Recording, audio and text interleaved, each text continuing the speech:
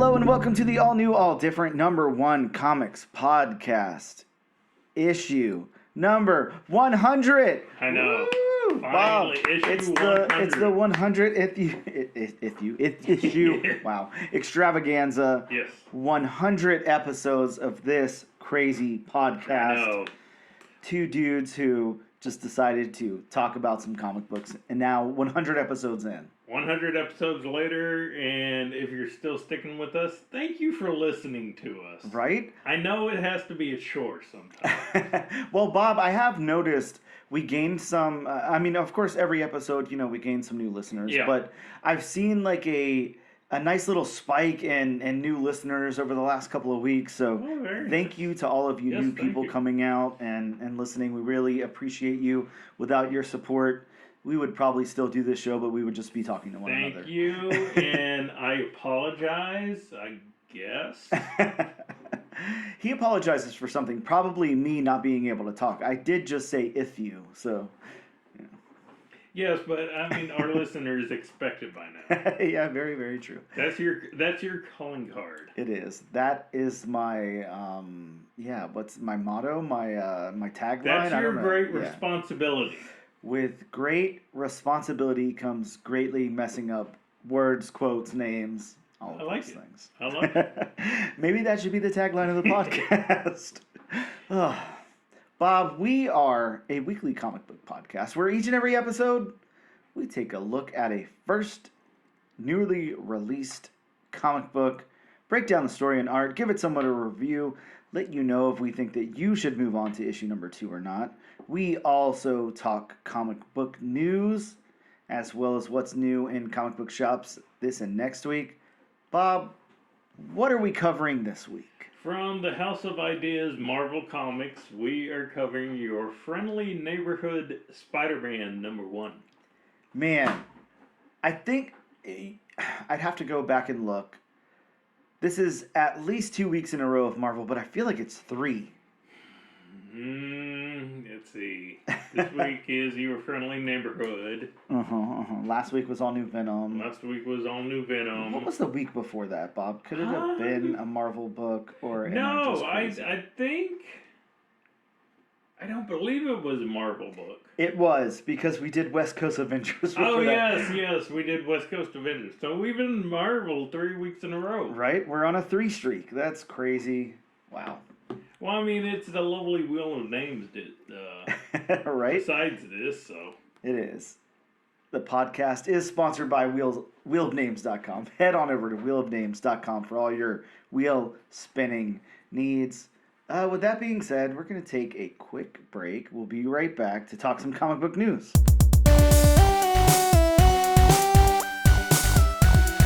And we are back with the all-new, all-different #1 Comics Podcast. Issue number 100. Again, it's 100. We've done this now 100 times. Yep. I can't believe it. You know, Bob, next week we're going to have to say Volume 2, Issue number 1. yes, That's crazy. I know. Wow. I know that it's probably going to take me a couple of weeks to get used to saying Volume 2. Oh, yeah. It's going to be hard. It'll be a challenge for us all, but you guys will be here with us for that challenge, and we appreciate you. Mm-hmm. With that being said, Bob, it's comic book news time. There's some comic book news this week. There's some interesting comic book news this week. There's some speculations. There's all kind of stuff to kind of round it out. Before we really get into the comic book news, I do want to just say, and, I ate crow last week because of Creature Commandos. I ate crow because of... I guess I can't really say that I didn't like the Penguin before.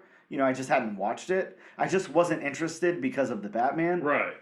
But man, I finished that series. I watched it. Did you finally finish? Oh yeah, I finished it. Nice. I'm going to tell you, Bob, I took like a deep dive because I was really interested after it was over. I was like watching fan theory videos on YouTube and listening to podcasts, talk about it and everything. It was a really good show. I was really surprised. It's not that I don't like Batman. It's not that I don't like DC. I definitely don't like mobster stuff. I'm not into that kind of thing. But this just had this element to it. The actors were obviously really, really good. Oh, yes. the lead actress whose name I can't remember. It's like Kristen Miliano or I can't remember, something like that. She's just phenomenal. I mean, wow. Like I there's not another actor I can think of in recent memory where I was just like, oh my god. Yeah, that one episode where she gets institutionalized Oh, by yeah. her father. Uh-huh. That was such Jeez. a great performance. Yeah, it's just insane. Now, whenever she puts the cigarettes in her mouth and starts lighting the home on fire and everything, and then goes to, She plays unhinged really well. I mean, I was just like, I want to see more of this lady. Yeah. Like, I've got to see more of Yeah. this woman. Yeah, she Now, is if good. if she had been in the movie, Mm-hmm. knowing what you know now, Mm-hmm. could you actually say I've gotten through the Batman at least once? Oh yeah, because if I knew her scene was coming up, I couldn't fall asleep. You know what I mean? Like it's just she's too intriguing. Something about her, Hmm. her role and her portrayal and stuff is just way too good to Yeah. pass up. She is phenomenal. Mhm. And I will say, Bob, now 2 more times. We're gonna add 2 to that list of times I've tried to watch the Batman. Really? After watching Penguin, I was like, okay, let me give this another shot. I just can't do it, man. I cannot do it. There's nothing that can make me stay awake and finish the Batman. What if somebody were to do a Clockwork Orange to you and just Oh, you know God. just clamp your eyes Oh. open with the droplets?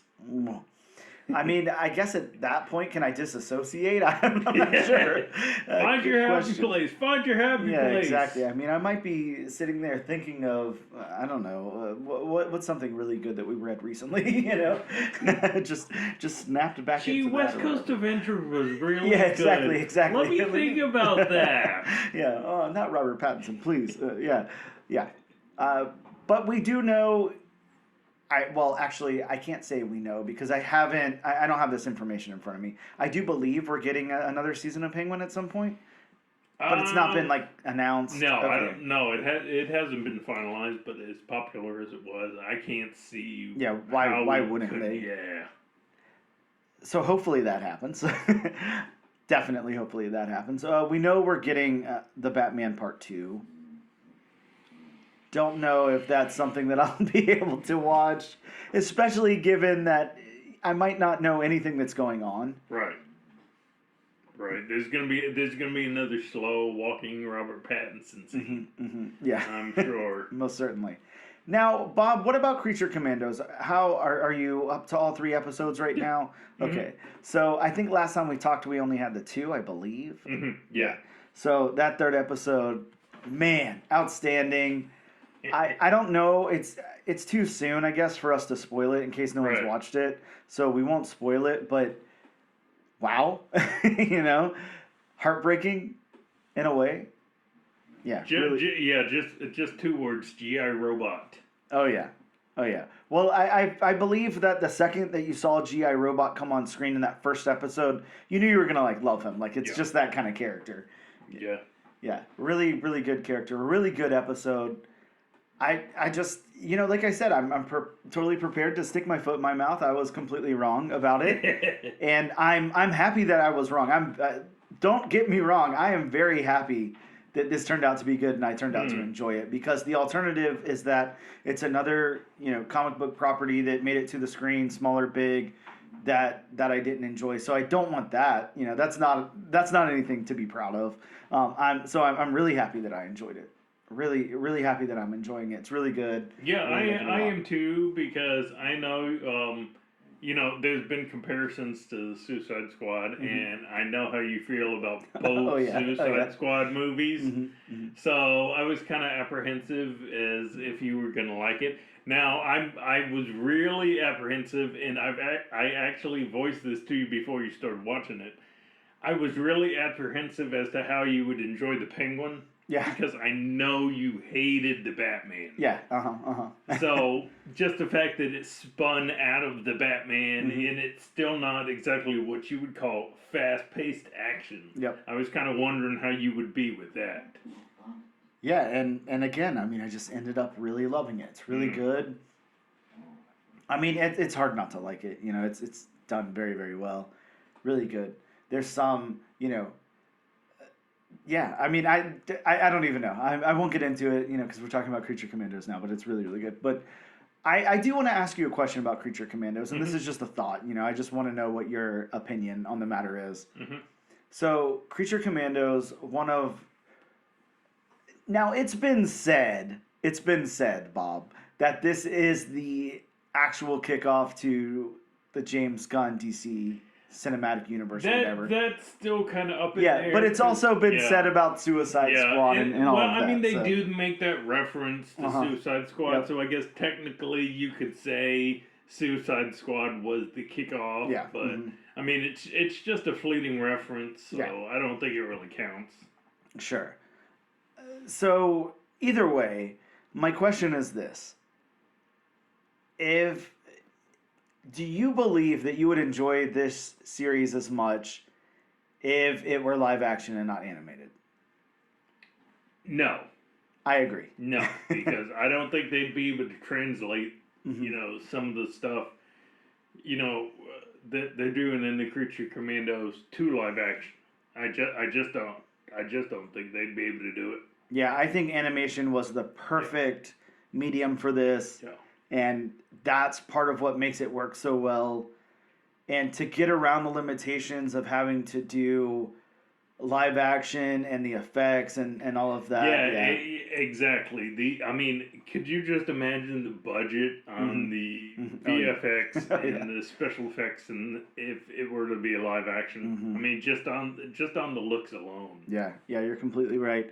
Yeah, I think this is translated over to animation really, really well.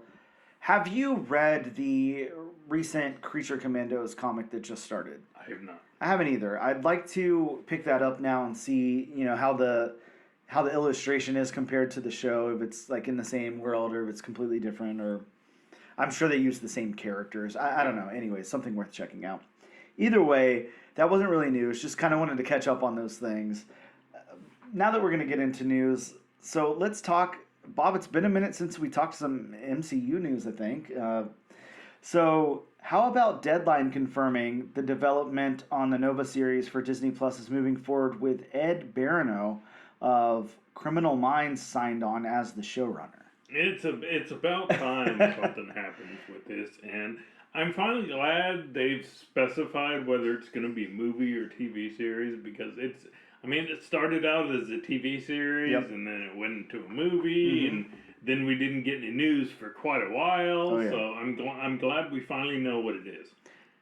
Well, I'm just going to kind of quote a little bit from IGN here. So, Marvel's Nova project has received its first update in 2.5 years with a new showrunner in place. 2.5 years, Bob. Nova first appeared in The Man Called Nova, issue number 1, 1976, as a space-faring superhero who takes his powers from from a cosmic energy source known as the Nova Force. His real name, Richard Rider Nova, is a member of the Nova Corps, an intergalactic peacekeeping force that already appeared in the MCU in Guardians of the Galaxy and Guardians of the Galaxy 2. Hmm. In the comic books, Ryder is a New York high schooler who's chosen by a dying someone, I won't be able to say their name, to take over as the head of the Nova Corps. Given the Corps' uniform and the powers of the Centurion, wow, he takes up the mantle Nova and becomes a superhero in his own right. Teaming up with Spider-Man, Thor, and later the Avengers, Nova's powers include the ability to fly, super strength, speed, endurance, and the ability to absorb energy directed against him and release it as gravimetric pulses and beams. I don't know if I'm saying any of these words correctly, probably not. But yeah, Bob, Marvel Studios was reported to have cemented plans to add Nova to the cinematic universe back in May of 2022 with Moon Knight Rider in place. At the time, it was unclear whether Nova was going to be a movie or Disney Plus show, but Deadline has now reported that former Criminal Minds showrunner Ed Barano is now on board as writer and showrunner, with Nova confirmed as a Disney Plus series. And that's all the information there is out there right now. There's no indication who will play the character. Do we know exactly which character we're getting, or if we're getting both? We do not know that information yet. Okay. Of course, as far as the MCU is concerned, we've got Brave New World coming out, Thunderbolts, Asterix, Fantastic Four First Steps, and other than that, like, we don't know much about anything that's going on other than the, two Avengers movies are happening, supposedly. Supposedly this time. But yeah, I wonder, there's so many things to wonder about this because, yeah, like you said, who are we getting? Is going to be like the first thing on everybody's mind. Are we getting Richard Rider? Are we getting someone else? Who's going to be Nova in this? Will it have those ties to, I would assume, the Guardians movies? Yeah, it's just, there's a lot to think about here, a lot to mull over and kind of see what happens. I think the biggest question on everybody's mind, Bob, is who could play Nova, I have no idea. Yeah. I mean, look who DC got is their Hal Jordan. Well, it was interesting because before, and this was a while ago, of course, but, previously they had talked about Robert Pattinson. Obviously, that's not going to happen. No. There's not even a chance of that happening. No. Which, I'm happy about. I really don't love Robert Pattinson. I think it would make a better Nova than Batman. Yeah. That may be a hot take, and I hope I don't get angry messages about that. But yeah, well, I just don't think Robert Pattinson is a great Batman. In my opinion, that's a hot take. Yeah, don't worry. I shove all the hate email into another folder, so we never see that. It just gets deleted right away. But okay. yeah. So if you're gonna send anything mean, we don't read it. We don't care. But one of the big things that I see kind of all over the internet, and of course this goes all over the place. Anytime you have a project announced, right? That's one of the biggest things. Everybody likes to do. They think they have all this insight. And, the speculation on who may play the character. Mm-hmm. Ryan Gosling is like the internet's number one pick apparently to play. I've heard this, but then again, what is Ryan Gosling not the internet's number one pick for nowadays? Yeah, people do love Ryan Gosling. Yeah. That's for sure. Yeah. Yeah. Very, very interesting. And for all we know, Nova could be Frankie Ray. Yeah. Who was the other Nova, Bob? What's the... Sam Alexander. Sam Alexander. There we go. Yeah. Huh. Just, really, really interesting. I can't wait to hear some more developments on this and figure out what happens. Let's hope we don't have to wait 2.5 years to find out who's actually playing Nova, and which iteration of Nova we are actually getting. Well, yeah, it might be a minute, but that's okay. We'll live.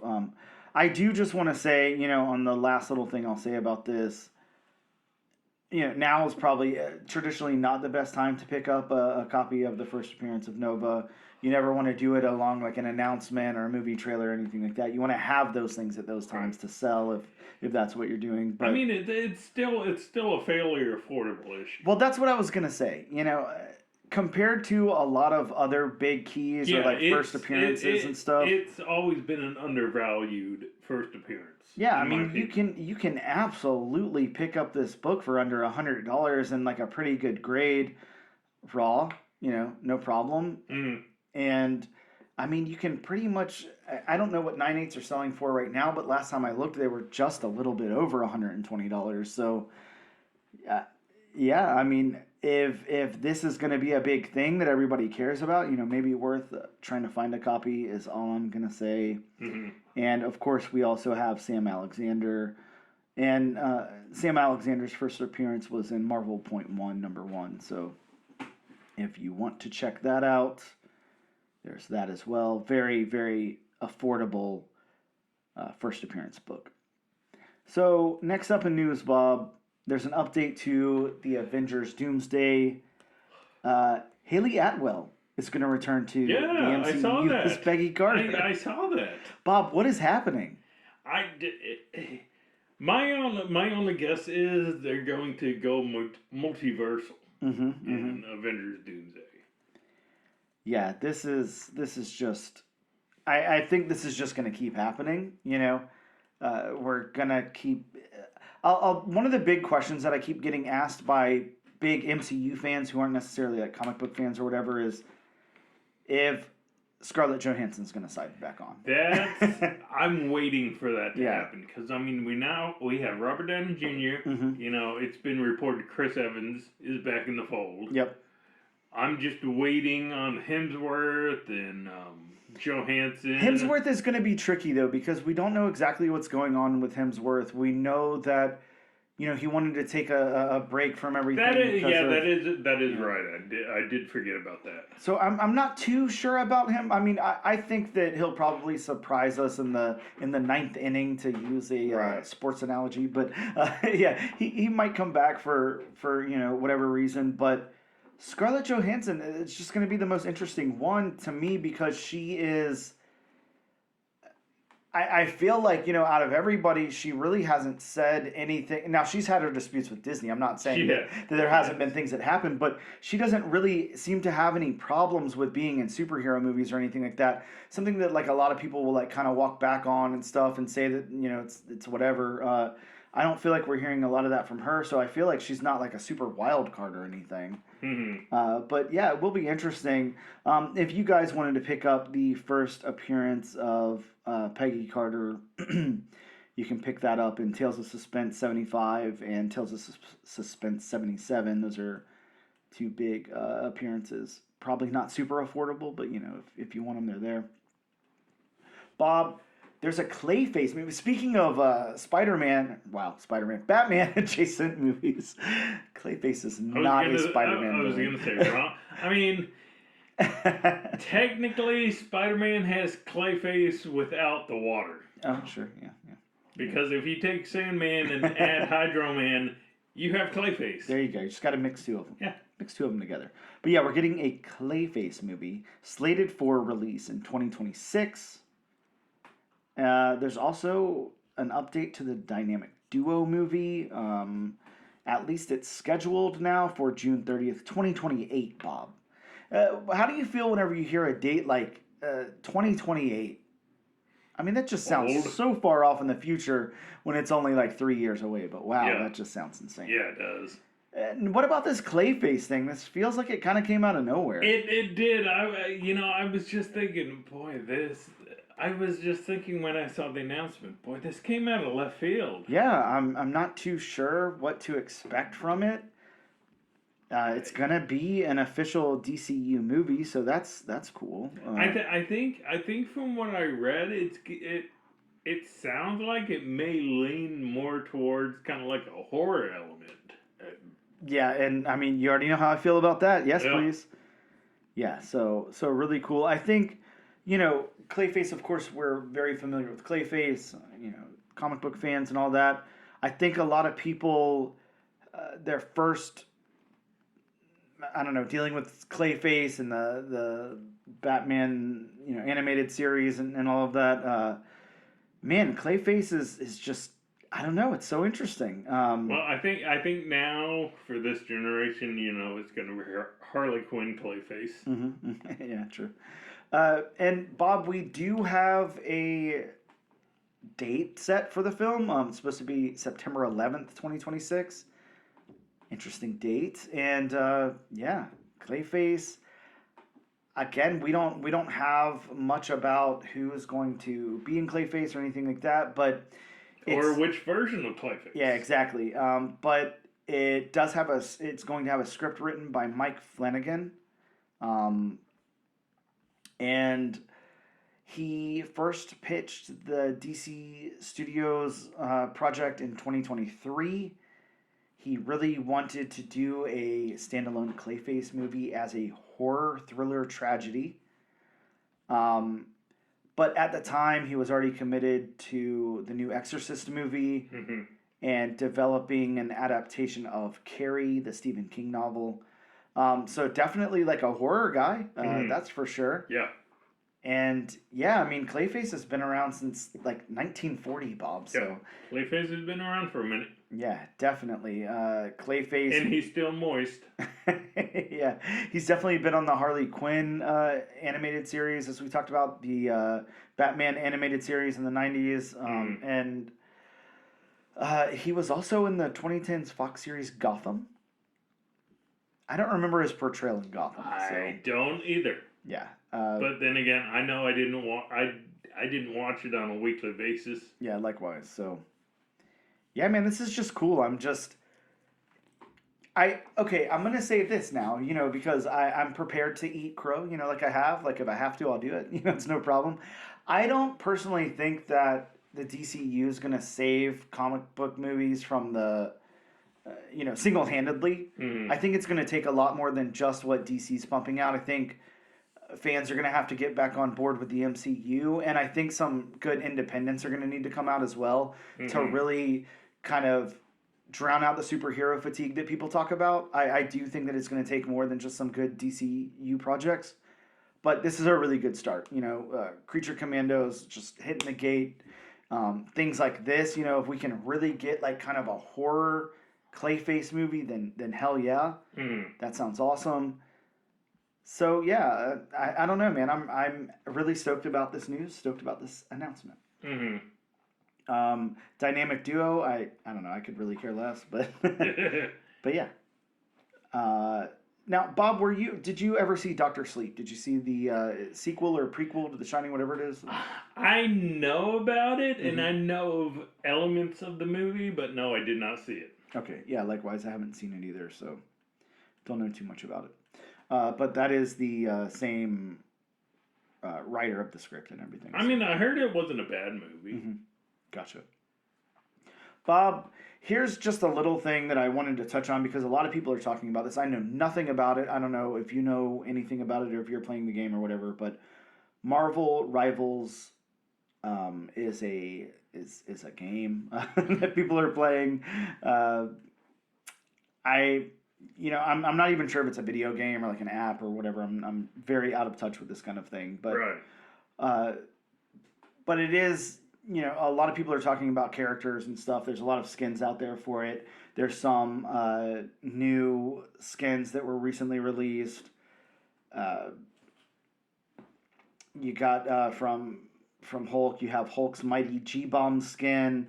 You've got Hulk's Green Scar skin. Captain America's AIM America skin, Captain America's Captain Gladiator skin, Winter Soldier's Revolution skin. You've got Venom's Anti-Venom skin, which, that's Anti-Venom looks so cool. I really, really love that character. That is definitely a book that I went in, pretty heavy early on. And another, a book that's phenomenal, Bob. I don't know if you've ever read this run, but Venom Space Knight from 2016. A phenomenal Venom story, and this has Venom's Space Knight skin. We get a Thor's Herald of Thunder skin, a Storm's Mohawk Rock skin. So that's got to be a fan favorite, a Mohawk Storm. Yeah. We've got Spider-Man's Chasm skin, Spider-Man's Bagman Beyond skin, Star-Lord's Jovial skin, Star skin.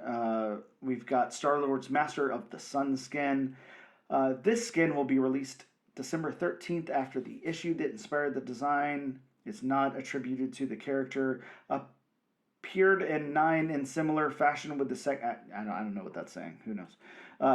We've also got a Squirrel Girl Urban Armor Hunter skin.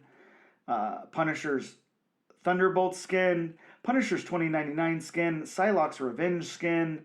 Penny Parker's Vin/M skin, or Mantis's Nowhere skin, Moon Knight's Mr. Knight skin, Magneto's Uncanny Black Steel skin. I don't know, Bob, I could go on and on. There's a lot of skins.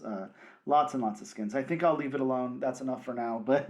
Which, yes, Marvel Rivals is a video game that was released on December 16th, 2024 for PS5, Windows, and Xbox.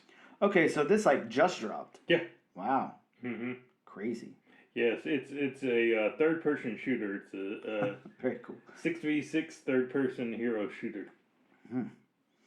Bob, my last little bit of news. I know you. Hopefully, you've got something, but Yeah, I got something. good, good. My last little bit just kind of piggybacks on what we were talking about before. That Avengers Doomsday update. Of course, we know Chris Evans will return in an unknown role, and Anthony Mackie will also reprise the role of Captain America, Sam Wilson. So, just something that came out right after we recorded the podcast last week. So I Right. figured I'd mention that. But yeah, Bob, news from you. So actually, this is news that I just read. Breaking news, if you will. So Taika Waititi was in talks to develop a Star Wars movie, which many people heard about. And Patty Jenkins originally, back in 2020, was announced as the director on a Rogue Squadron movie. Okay. Which, Rogue Squadron being, the famous flight group. It had Luke Skywalker in it, famously Wedge Antilles. And from what I'm reading, it sounds like Taika Waititi's Star Wars movie has been shelved. Oh. And Patty Jenkins' Rogue Squadron movie is back in development. Very interesting. Because, Patty Jenkins, she was set to direct Rogue Squadron, and then from what I can remember, Wonder Woman 1984 came out, and of course, Wonder Woman 1984, being on the heels of Wonder Woman, wasn't exactly the most well received movie in the world. So yes, that's when I remember the Rogue Squadron movie being shelved, but now it sounds like it's still in development. So that's actually exciting to see. Just like this new series, Skeleton Crew on Disney Plus, which we both liked and we both watched and really enjoyed. It's always a breath of fresh air to explore a different part of the galaxy, a different part of Star Wars life in general, and not just the same, Jedi against Sith, because we've known that since 1977. We've known that's the biggest part of Star Wars, but it's kind of like there are other aspects. The space in the galaxy are so huge that there are other things going on besides just, Jedi, Sith, lightsabers, force powers, all that kind of stuff. So it's always a nice breath of fresh air whenever you just see a different aspect explored. And I know I sound like a broken record. I've said this for the MCU, for the DCU, for Star Wars, all of that stuff. Man, why can't we just try like a B-tier Star Wars horror movie? I'd just love to see something like that. Of course this won't be it, but there's so much to play with there. There are. You could make it psychological. Give me something like Event Horizon, set in Star Wars world. There are so many elements of Star Wars galaxy and mythos that would, greatly lend into horror elements. Oh yeah, definitely. There are, it's been established there are such things as techno beasts, where it's kind of like humans and animals mixed with, cyborg technology. Yep. So it's been proven with that. So why not have a horror movie based on that? Yeah, there's just so much you could do. There's so many things in there that are I don't know, like horror, just prime for doing something horror related. And it would be very interesting to see something like a horror movie set on. I was trying to waste time and find the name of the planet, but I can't. I have no clue. Yeah, I couldn't do it. What's Jar Jar's planet called, Bob? Naboo? Naboo, is that it? Oh, Yeah. okay. Well, I should have known that. That's pretty right there. Yeah, man. Let's have like a slasher. Let's do a Friday the 13th style slasher on Jar Jar's Ooh. planet on Naboo. Just have Ooh. somebody in there just taking them out. I'm not trying to say, it doesn't have to be rated R. We don't have to go like super heavy with the gore and violence. There doesn't have to be any sex, but there can be, what's Jar Jar's race called? Gungan. Oh wow, I didn't know that. Okay, there could be Gungans, out camping or something, and just somebody reaching a knife through the tent or something. I don't know. There's so many fun things you could do So with Star Wars. if you're listening, Kathleen Kennedy or whoever the people at Disney, whoever make the decision for Star Wars, please make this happen. There you go. I mean, like I said, If nothing else, for Dan. yeah, call me up. I got you. Well, I think that's all the news we have, Bob. A Naboo inspired Friday the 13th cleaned up horror movie set in the Star Wars universe. I love it. We'll take a break on that note.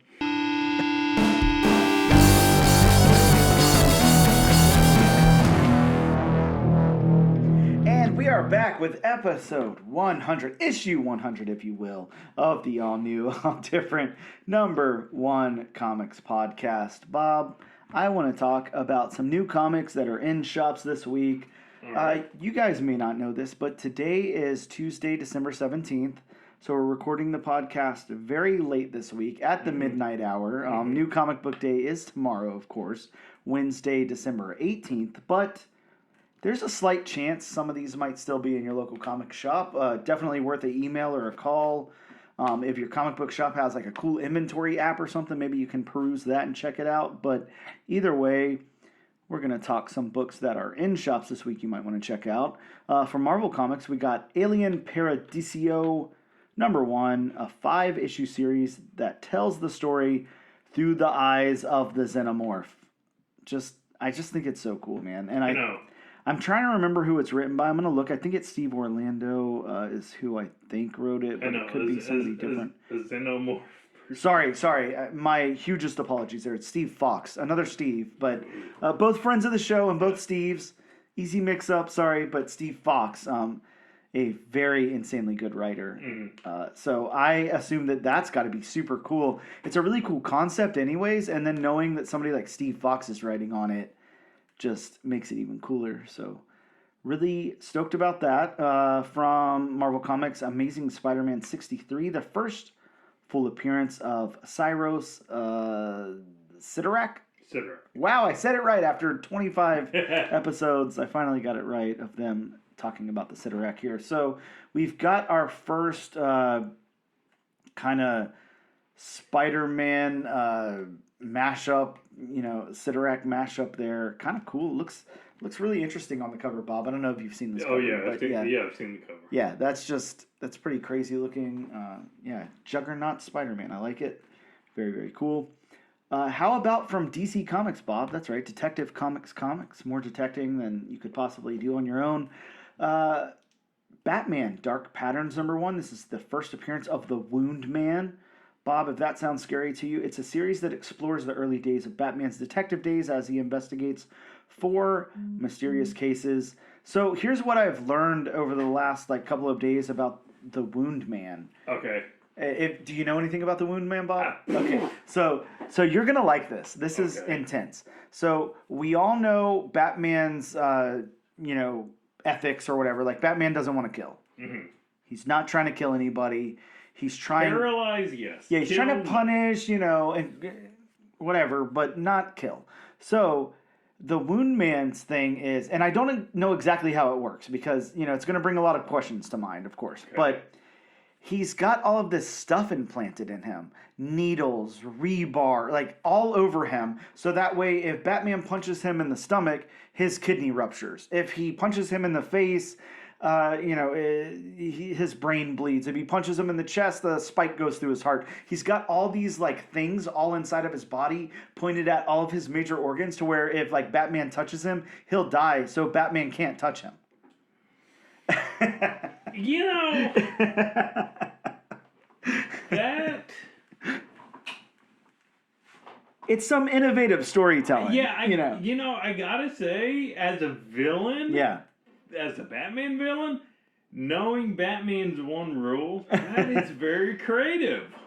I mean, right? It's like a workaround. You know, he's like, Yeah. you know, this is probably gonna suck for me, but still, you can't hit me. Now, I just want to know what happens if he like, you know, God What if he forbid. falls out of bed? Yeah, you fall out of bed, you slip in the shower, you know, like anything could happen. You trip on a crack in the sidewalk, like, I mean, if we want to be topical, your knee goes out, you know, something like that. What happens then? My only thing is he had to have had it exactly that it has to, be hit by exactly this much, this much PSI, and only Batman can punch this hard or something like that. But honestly, again, that is such a creative concept for a Batman villain. Yeah, points to Dan Waters Yeah. for creating that Yeah. character. That's crazy. Huh.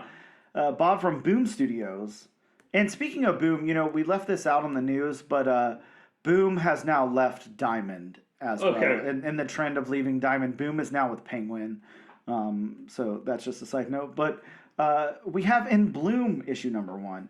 I know a lot of people were talking about this for different reasons. A lot of people were, you know, wondering if it was inspired by Nirvana, you know, because of the name, the title. But I've heard a lot of talk about this one. It is humanity have always been host to something that has finally bloomed and transformed bodies and minds into something new. Sounds like a body horror kind of It really does. kind of book. And yeah, this one is written by Michael Conrad with art by John Pearson. It's getting some pretty good reviews, so you know, if you can still find a copy, go check that out. How about from Image Comics Creepshow Holiday Special #1, an anthology of Christmas stories. And as you know, it's Christmas stories in the Creepshow vein, so probably a little... Twisted. Instead of Santa, I'm guessing a lot of Krampus is going to show up. Yeah, probably that kind of thing. From Oni Press, Bob, publisher we don't get to talk about nearly enough, we have EC Shiver Suspense stories. So, of course, going back to those EC Comics, the new EC Comics, another anthology of Christmas horror stories in this one. So, yeah, you're getting all your Christmas stories out of the way, you know? Your Christmas horror stories, you can find them all in the comic book shops this week. Of course, we have Friendly Neighborhood Spider-Man that we're covering. Bob, back to the Infinity Watch from Marvel. We've got Infinity Watch #1, a new Infinity Watch team with star Colleen Wing, Phil Coulson, Multitude, Prince of Power, Overtime, and Quantum. The first team appearance of the Aperion Infinity Stone Bearers from another dimension. How about Erica Schultz, Bob? I know that we both love Erica Schultz. She does some phenomenal work. Mm-hmm. And now she's working on Laura Kinney Wolverine, issue #1, the premiere issue of a series that leans into Laura Kinney's assassin background, where she will hunt down oppressors of exploited mutants. The first appearance of a mutant who has Cerebro-like powers to identify mutants. So it could be a big player in the whole X world. Going further down the line, a Cerebro-like powers. That's a pretty good power to have in the Marvel Universe. So Definitely. yeah, maybe look out for that character. They're not named here, so I'm not sure who they are. But Bob, a book. The first thing I'm going to ask you is how many copies you picked up of this one. I know you loaded up on it. Pet Pool Party #1 from Marvel Comics. First appearance of Cat Pool and Mouse Pool.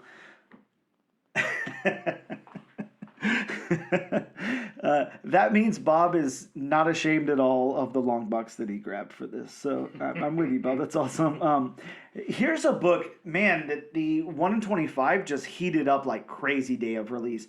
Now, you could have picked this book up if you even pre-ordered a copy the day before release, on Tuesday before Wednesday. Mm. But once Wednesday hit, this book was selling for almost $200 on eBay. This is DC's Superwoman Special #1, The Origin of Lois Lane as Superwoman. So that 1 in 25 incentive variant was just, I haven't checked on it lately to see if it's still up there or not, but man, this thing was selling like crazy. And it's also a Mark Spears variant. So we know Mark Spears is having all the success on Mark Spears Monsters. So maybe that is the reason why, but wow, just through the roof on that one. Wow. Distillery released a book this last week, through the Bowels, a Yuletide offering, an anthology of holiday stories. Again, more of those holiday horror stories for you. How about Marvel Comics Ultimate Universe Year 1 in number 1, the first appearance of Ultimate Wolverine, the introduction of Ultimate Nick Fury, and a standalone issue that sets up the second year of the Ultimate Universe. Again, on the ground floor with your Ultimate Wolverine there, not a bad place to be. Mm-hmm. There's also a spoiler variant for that one that was, it's climbing the charts there. And to round off the list, Uncanny X-Men issue number 7, an X-title crossover, Raid on Grey Malkin Part 2. So those are some of the new books that dropped this past week in local comic shops. If you can, get out, get a chance to pick those up. I guess do so if any of them are of interest to you. And if you're lucky, maybe you find that Superwoman special 1 in 25 for a couple of dollars, and you could be, a little bit richer. But either way, we'll take a quick break, and we'll be back in just a moment.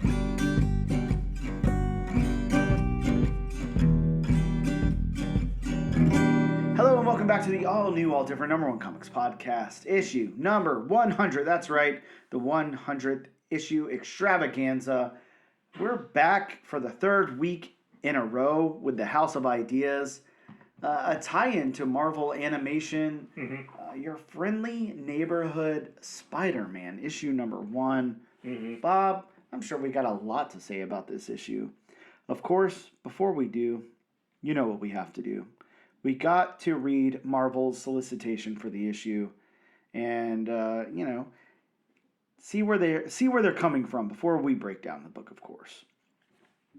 So, Bob, Friendly Neighborhood Spider-Man, a prequel to the all-new animated series. In Marvel Animation's new series, we find Peter Parker still finding his footing on his journey to becoming the Spider-Man. Could this be the Batman, the Spider-Man kind of action going on here? I'll tune in to find out. We all know and love. In this series, you can take the very first steps along with him as he discovers his powers, decides to become a hero, and even picks out his name and costume. Now Peter's got to survive an entire freshman year as a newbie crime-fighting vigilante. And if you think you know how the story goes, you are in for a surprise, Bob. So we've got creators Christos Gage writing on this one, and I don't know a lot about Christos, except it looks like Christos has written for Avengers Academy, Buffy the Vampire Slayer Season 10, Avengers The Initiative, Angel and Faith, The Amazing Spider-Man, Justice League Beyond 2.0, Superior Spider-Man, Stormwatch PhD, X-Men Legacy, Batman Sins of the Father, Wildcats, Cinema Purgatorio, Ninjak, or Ninja K, however you correctly say that. ROM, Bob, one of your favorite properties of all time. ROM over at IDW. The Astonishing Spider-Man over at Panini Comics. So I guess this is a overseas creator here. And tons more. We've got art by Eric Gapster, is how I'm going to pronounce that. Eric has worked on Family Tree over at Image Comics, Animosity Evolution over at Aftershock. Remember Aftershock, Bob? Yeah, The Flash, Season 0, Gotham City Year 1, Justice League, Shipwreck, Legends of the Dark Knight, James Bond, 007, Green Arrow, Adventures of Superman, Strange Academy, Blood Hunt, Edge of Spider-Verse, Creepshow, Action. This guy's worked all over the place. No need in saying more. Let's read my synopsis. Although it is pretty jagged and long, here we go. Again, that's what you're also known for. Right? I mean, why change at issue 100? Yeah. Bob, your friendly neighborhood Spider-Man opens with Spider-Man in an unrecognizable suit being thrown off a building. Flashbacks to 2 weeks earlier, Peter Parker meets Nico Minoru. Minoru. Okay, I should know that because I'm a huge Runaways fan. Outside of Midtown High, Peter gets bitten by a spider and passes out. Suddenly, an explosion happens at the school. In the school. Later, Peter saves a cat from falling boxes in a grocery store. And later, Nico's mom and Nico show up to Peter's house and bring dinner for Peter and Aunt May.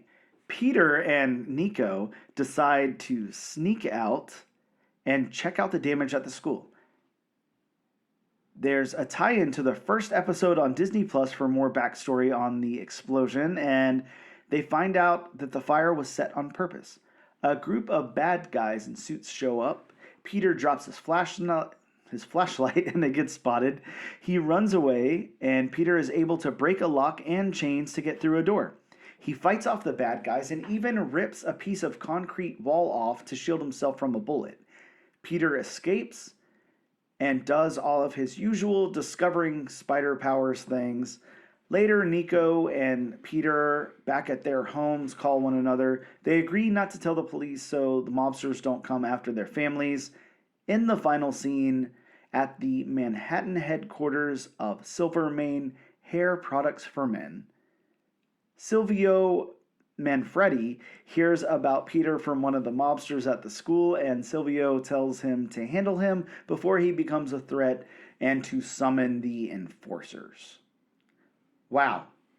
Bob, this is a crazy synopsis for this book. We're going to get into it. I do want to...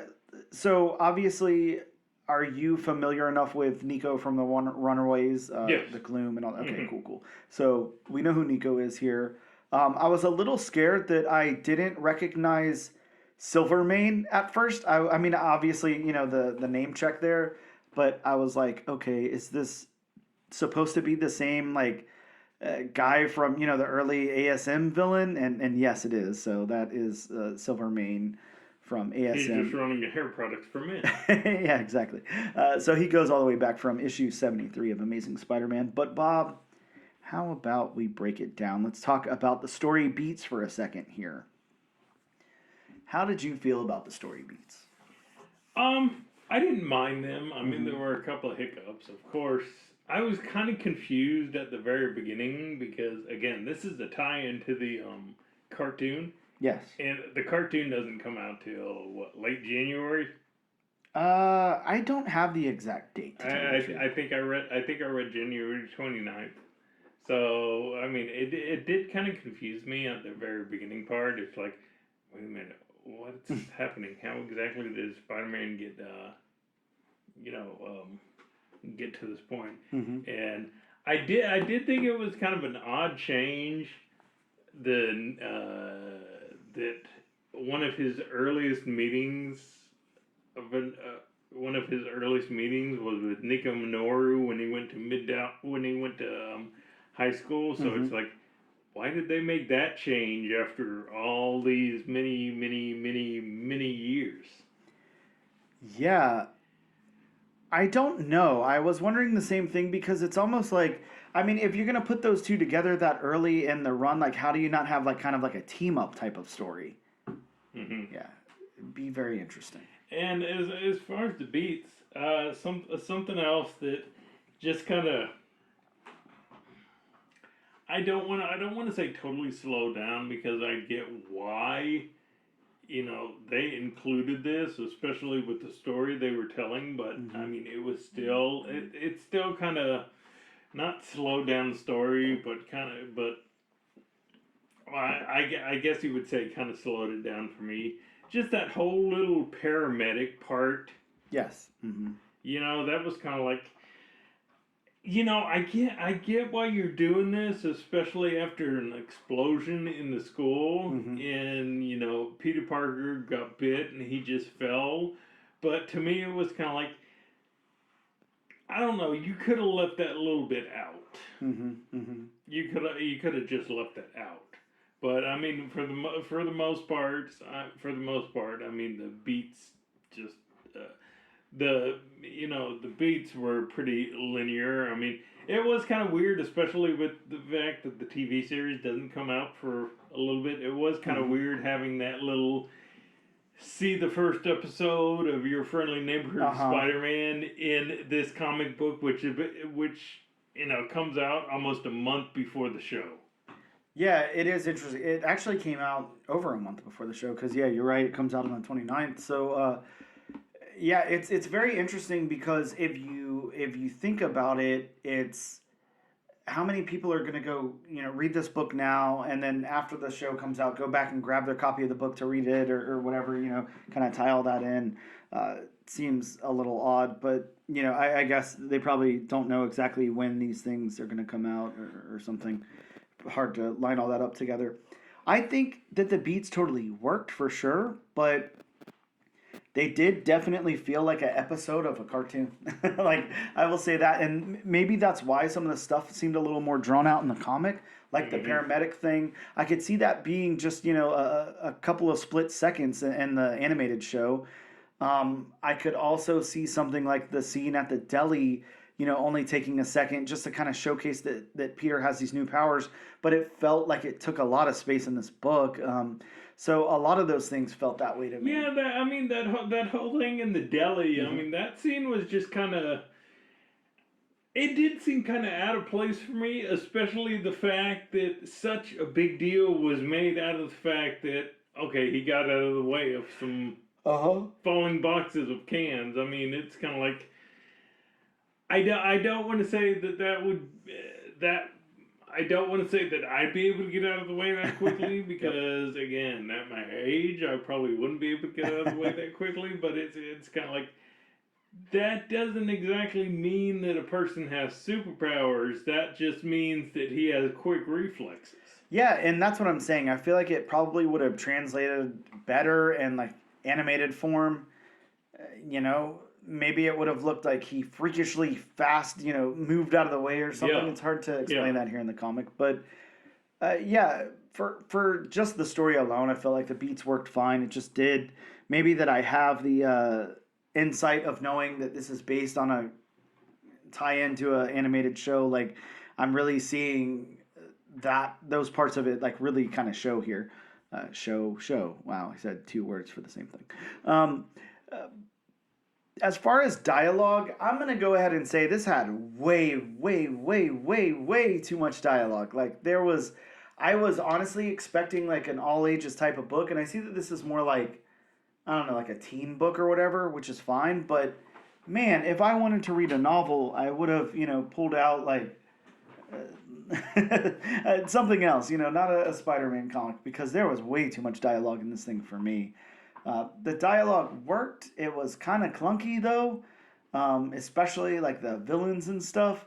And I mean, there was just so much. to me, I mean, the dialogue made them seem like just stereotypical goons. Yeah.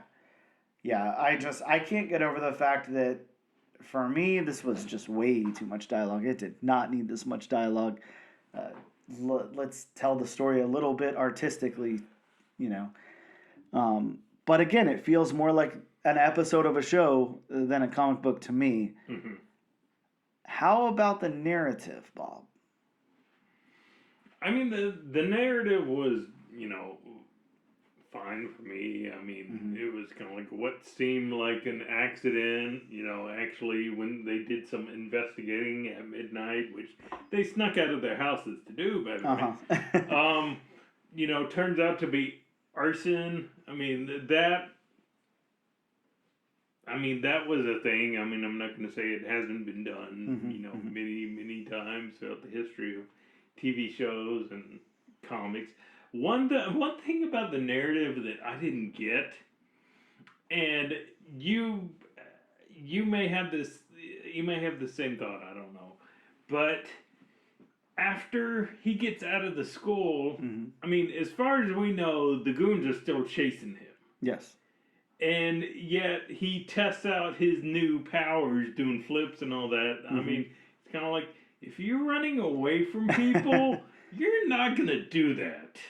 Yeah, I can definitely agree with that. It did seem really interesting. Yeah, so, I mean, that part of the narrative, I mean, kind of didn't belong, at least in my opinion. Yeah, and I had parts of the narrative that didn't work for me as well, but I think this seems like an unused script for a pilot of of a series. So I don't know. I think that it works, but in comic book form, I'm just not 100% sure. Hmm. How about the world building? Do you feel like they fleshed out this world, built it any? I don't know. Like, it's going to be hard for me to answer because I feel like I want to compare it to, all the other Spider-Man stuff that I know, and I don't feel like I should because it's supposed to be a number one, a starting Hmm. point, and all of that. I'm going to say this. I don't feel like it really added to the, world of Spider-Man in any way. It was just like a different way of looking at it, Mm. which they've done like a million times. But Yeah, yeah, kind of like a soft reboot of an existing mhm. world. Yeah, and I didn't feel like other than bringing in Nico and her foster mom, um, that anything was really like pushing anything here. Like it was just kind of the same thing we've heard before from like a little bit of a different perspective. So I didn't have any problem with the world building, but I don't feel like it pushed any boundaries or like tried to do anything really different. Um, Now down to the art, Bob. How did you feel about the character art in this book? I don't. Now again, this is the prequel comic to Mhm. a TV series, and of course the TV series isn't out, so I'm not sure if the artist style is. I don't know if he had to do it because of the TV show Mhm. or whatnot, but to me it was a little too blocky, Mhm. especially in the faces. Yeah. Like when you have that one scene of the goon throwing Peter off the building, Mhm. and then you see the close up of Peter's face. I just thought it was a little too blocky. It reminded me of kind of like a Lego minifigure face. Yeah, I saw elements of that throughout the book too. I think that the character art works. I don't see any problem with it. It's something different, and this is what they're going to bring. I assume this is inspired by the animation in the show. I don't know as far as like who animated the show and who illustrated this comic. I don't assume they're the same person, but I do believe it's probably inspired by at least. But I would say I like the character art. I think it's fine. I didn't have any problems with it. Again, it's not really pushing anything. It's just kind of like a rehash of what I've seen. One kind of semi issue I did have with the character art. Mm-hmm. Why does it seem like Aunt May and Nico are the same age? Because Why does yeah, it at this seem point, that way to me? I mean, I know they're going for more like the Marissa Tomei mm-hmm, type mm-hmm. age as opposed to Aunt May and Sam Raimi's Spider Man, but when we first meet Aunt May, it's kind of like, wait a minute, why does she seem like she could be going to the same high school as Nico and Peter? Mm-hmm. Yeah, I feel like that's just kind of where we landed now. Everybody wants to see a sexy young Aunt May, all the time, and I'm with you. I'm an Aunt May purist, and I want to see like a old, elderly Aunt May who can barely get out of I bed. don't Like necessarily need to see that, but I do. it's kind of like, let's see an Aunt May who actually looks a little bit older. Mm-hmm, mm-hmm. I mean, let's not have an Aunt May who looks like, again, she could be going to the same high school as Nico and Peter. Yeah, she she definitely does. Yeah. Yeah, very very interesting there. I was trying to kind of look up and see who was the animation team on this versus who illustrated the comic, but Mm-hmm. not something that it's like super easy for me to pick out right this second. Mm-hmm. The backgrounds, Bob. Of course, every comic book tells a story in the background, behind the action, and really kind of is like the placemat for that meal, if you will. That's a weird way to put it, but we kind of need to see, especially in a Spider-Man book. I'm gonna say, we want to see that New York skyline. We want to see the city. Very important to a Spider-Man book. This one, while I know it's like kind of like more of a teen book and less of what we're used to with Spider-Man, still serves the same purpose. So I'm just kind of looking through the backgrounds here, there's not really anything that stands out. I mean, they're fleshed out. I think maybe a little too much if I'm being Yeah, I honest. mean, I think some of the buildings there's just a little too many cracks that stand out and things like that. I'm not 100% sure. There are some really great backgrounds of the night sky with all the oh yeah, stars and moon and everything, and those look great. and I like the background of the deli. Yeah, the background of the deli is cool. Some of the action shots, like where Peter's breaking the chains and it's a close up on his hands, look really cool as well. I'm kind of mixed on this. I think that Kind of some wish we would have gotten a little more detail. Yeah. Like the doors or something in that shot. Yeah, it's a little inconsistent for me. Some work really, really well. Some don't work at all. Some are too detailed. Some aren't detailed enough. But I mean, then again, I mean, this is based off of an upcoming, animated property. Yes. So, I mean, that may have been how they had to do it. Mm-hmm. I mean, who knows? And the stuff I like, I do really like. Yeah. So I think it's a win for the backgrounds, I would say. Yeah. How about the locations? We're pretty much outside of Midtown High.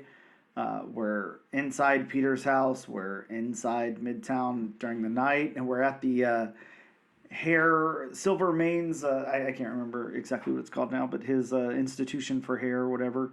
The hair club for men. Yeah, exactly. I think the locations work fine. Like it does kind of feel like it moves quite a bit, to tell you the truth, but I think it works. I don't see any problem with it. Do you have any thoughts on the locations? No, I mean the locations are again just kind of a retelling of locales we've pretty much already seen before. Yeah, definitely.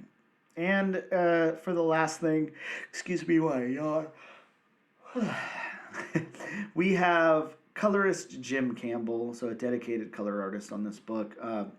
I feel like the colors popped. Yeah. The colors did Yeah. a pretty good job here. Yeah, I really enjoyed the bright, vibrant colors. It gave that it gave that serialized look to it, and I mean that it's Spider-Man, being that it's a optimistic, hopeful character. Yep. I mean, you want bright colors. Yeah, definitely. We're not reading Spider-Man Reign 2, so no, yeah.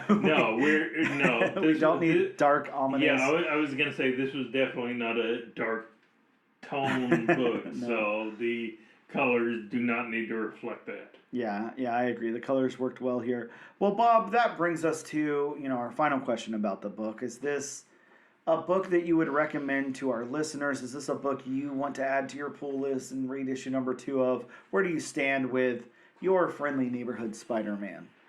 I just don't think it.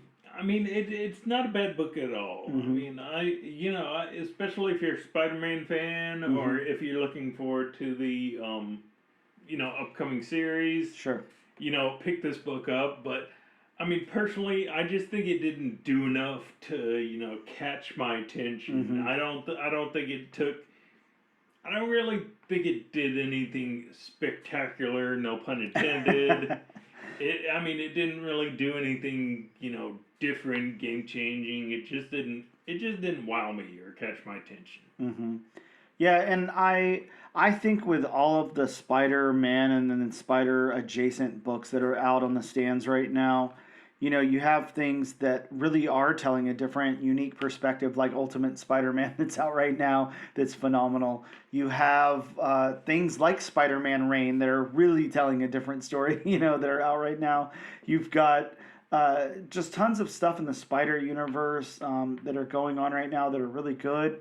And I didn't think this was bad at all. I actually really kind of like some of the all-ages Spider-Man stuff that's come out throughout the years. I think that they're really interesting, and there's a really interesting story to tell. I don't know that this was it. This is just very sanitized Spider-Man.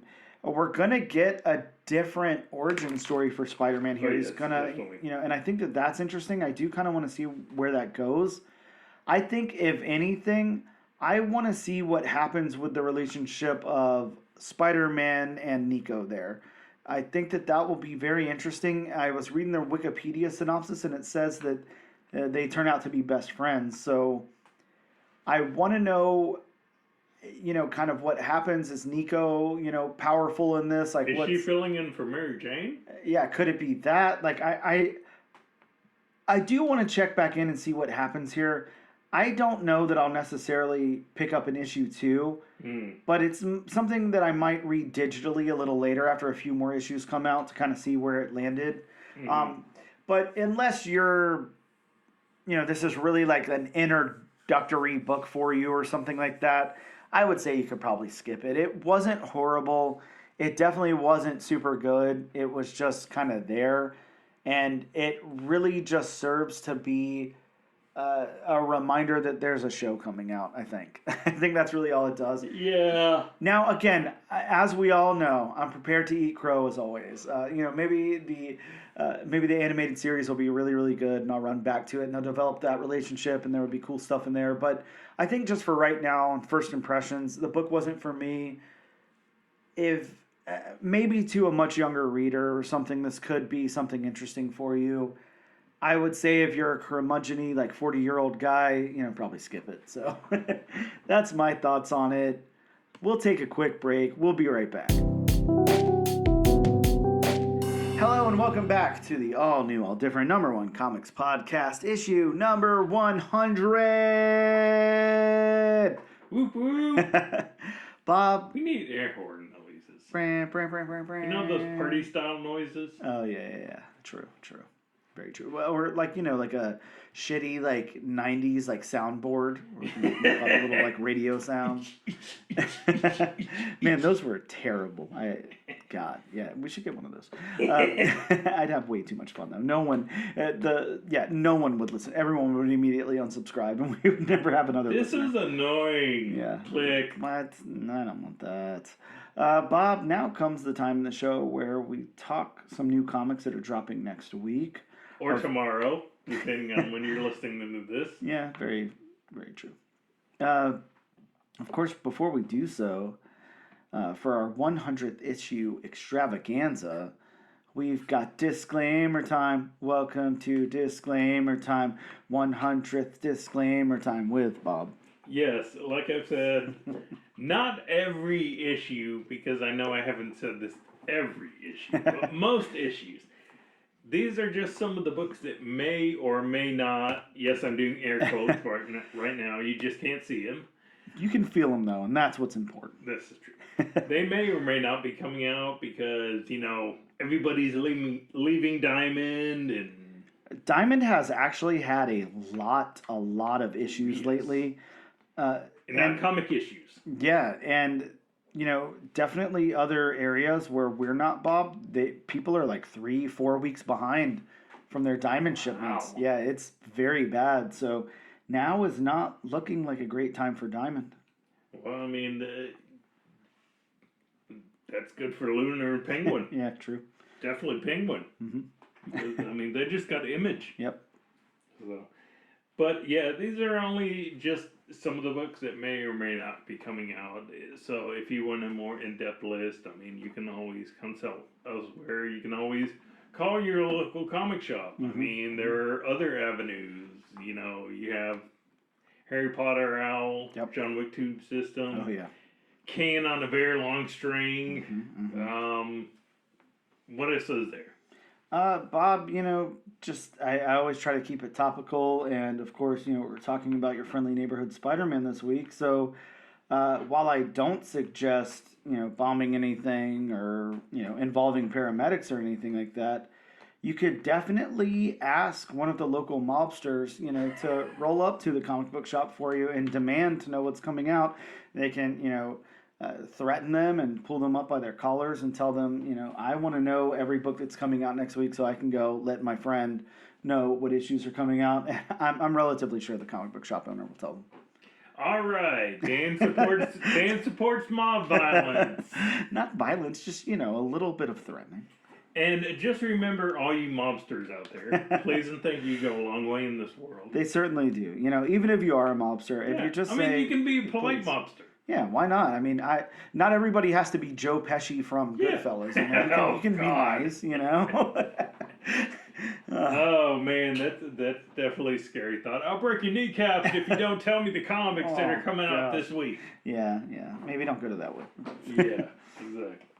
But so starting out the list from the very redundant comic book company, Detective Comics, with only 3 characters in their history, we have Absolute Batman #3. Batman, yeah, the origin of Absolute Batman, the introduction, sorry, of Absolute Selena Kyle.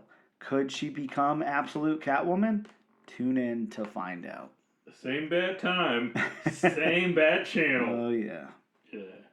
Next up, staying with Detective Comics, we have a very obscure team. We have the Challengers of the Unknown. Bob, this is a 5-issue limited series. Of course, the Challengers of the Unknown. This is spinning out of Absolute Power and the DC All-In Special, the terror of the Dark Side Shockwave that cascaded across the DC universe, tearing open the very fabric of time and space itself. Only one band of super scientists have all the right stuff to challenge the fate of the universe. Enter the Challengers of the Unknown alongside the Justice League, where the Challengers run day-to-day operations for the massive Watchtower base in orbit above Earth. Ace Morgan, June Robbins, Prof. Haley, Red Ryan, and Rocky Davis must team with Superman, Batman, and Wonder Woman and the rest of the Justice League to seal the rifts that threaten the galaxy. But a mysterious foe from the Challengers' past lurks in the shadows, and its connection to the God Shock will put the DCU on borrowed time. I was going to say, the Justice League doesn't steal. Yeah. You never know. Next up from the House of Ideas, Marvel Comics, we have Conquest 2099, #5. Yeah, Steve Orlando, again, fleshing out that 2099 universe. And we get the first appearance of Madam Web 2099. I'm kind of excited to see what Madam Web 2099 looks like. Yes. Next up from Image Comics, who will not be distributing through Diamond anymore. We have Freddy the Fix. Yeah, Bob, this is a one-shot, and it looks to be like a magazine size, which is not always fun. But Garth Ennis, one-shot about Hollywood after dark, werewolves, vampires, zombies, aliens, boogeymen, and predators who all have their kinks, get in trouble, and need help from Freddy the Fixer. What kind of kinks are we talking about? I have no clue. I will be picking this up because it sounds insane. It really does. And of course, it's Garth Where Ennis. are you going to store it? Yeah, I mean, I'll have to throw it with my pile of Last Ronin and I don't know, all those distillery books that I have the first issues of. That is very true. I forgot that you had that you already had magazine size and whatnot. Next up, from staying with Image Comics, we have G.I. Joe #2. Bob, would you like to see the first team appearance of the Valkyries, an elite Cobra strike team comprised of females? Because if you want to, they're here in G.I. Joe issue #2. I mean, is there such thing as a male Valkyrie? I mean, Marvel has all female Valkyries. G.I. Joe has, or Cobra has a strike team of, female Valkyries. So is there a Valkyries with males on it? Not that I know of. Oh, that's true. Going back to Detective Comics, we have Green Lantern, Green Arrow, World's Finest Special #1. Back with a team-up classic of Green Lantern, Green Arrow. Been lots of these throughout the years. This is a team-up of the classic duo versus Deathstroke. Sounds about as interesting as watching grass grow. Going back to the House of Ideas, Marvel Comics, we have everybody's favorite new character, Wolverine #1. I am very excited about this, Bob, and the cover looks insane. It does. Wolverine is so much fun, and as you pointed out off air, this one's written by Benjamin Percy. So really excited. I couldn't even attempt to say the artist's name if I tried, but it's there. So yeah, definitely check this out. Looks like a lot of fun to me. Mm-hmm. So for this next comic, I'm just going to give the abbreviation, just so I don't say the word out loud, just in case we have younger listeners. From Image Comics, we have Horizon Experiment, MFN Monsters, #1. Yeah, Bob, a nerdy black kid from Brooklyn and his friends stumble upon demon-worshipping frat boys trying to take over the world. Very interesting. Yeah, very interesting concept. Are they drunken demon-worshipping frat boys? I think most frat boys are drunk, so... I don't know whether you're stereotyping or not. I mean, I think to be a frat boy, it. you got to be drunk, right? I mean, I accept it. I accept it. Going back to Detective Comics, we have Jack Kirby's beloved creation. We have The New Gods, #1. Yeah, and speaking of Jack Kirby, this has the first appearance of a new god as a child who was referred to as the last Avatar, and the first appearance of Olivia Free, the infant child of Mr. Miracle and Big Barda. Oh God! The images that come out of that. Yeah, I don't want them either. From a comic company that I think this is the first time we've talked about it on the podcast. Mm-hmm. From Alien Books, we have Nexus Scourge #1. Now, Bob, is Alien the company that took over Valiant? I believe they are. Judging by the font of Nexus on the cover, it Yeah, does right. look like it's Valiant, or it was Valiant. Mm-hmm. So yes, I believe you're correct. I'm not 100% sure though. Going back to the House of Ideas, Marvel Comics, we have Psylocke #2. Bob, the possible first cameo appearance of the Taxonomist, mentioned in issue 3 as a dangerous new villain tracking Psylocke. I'm sorry, I just hate those descriptions where it's just mentioned in issue 3 and this is just issue 2. Yeah. How do you know what's mentioned? I'm not a big fan of that. From Boom Studios, in case you missed the first issue the first time, which, you probably did because the first issue came out in, 2000... 21 or 22. Oh, did it? Was it that short a time ago? I don't know. I actually don't recall. Issue came out. Very good question. I cannot remember exactly when it dropped. I feel like it was... Yeah, good question. We were definitely in COVID time. I feel like. Very, very good question. I'm gonna, again, I'm stalling for time as usual to try to. Okay, September of 2019. Okay, so it was actually pre-COVID. Guess so. So it was before the world shut down. Guess so. Huh. Well, anyway, from Boom Studios, in case you missed it the first time, we have Something is Killing the Children Deluxe #1. Yeah, and this is deluxe because it's going to collect Something is Killing the Children issues 1 and the 0 issue. Mm-hmm. And finally, rounding out my list, from Marvel Comics, we have TVA #1. Yes, the Time Variance Authority makes its appearance in comic form. Bob, are you ready for this? We have the first appearance of Hunter B-15 in the comic book, the first appearance of a Gambit variant, the first appearance of Sir Seconds, and the first appearance of Doc Clock. Oh, I love the pun name. Oh, yeah. Some great names there. Yeah, TVA, the comic, looks fun. And as you mentioned, it's got one of my favorite characters of all time front and center on the cover there, Spider-Gwen. So I'll definitely be picking a copy of that up for my personal collection. And speaking of your personal collection, Bob, let's spin the wheel from wheelofnames.com. That's right. Bob collects all the greatest websites in a document on his computer. And I mean, for all my wheel needs, I mean, wheelnames.com is the best one. It definitely is. The top of that list, number one on most frequently visited websites on Bob's browser is wheelofnames.com. He uses it at least once a day. So we're going to use it today. I'm going to spin the wheel. We're going to see where it lands. We've got 3 books on the wheel, a DC, a Marvel, and an independent.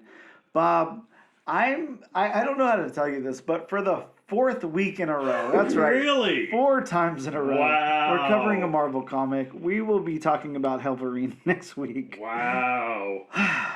Jeez. Make sure you guys tune in to the all new, all the same Marvel Comics podcast. I mean, at one time it was Kelly Thompson, and now it's Marvel. Yeah, it's definitely the Marvel cast. There's worse places to be. Yeah. Well, until next time, we'll see you next time.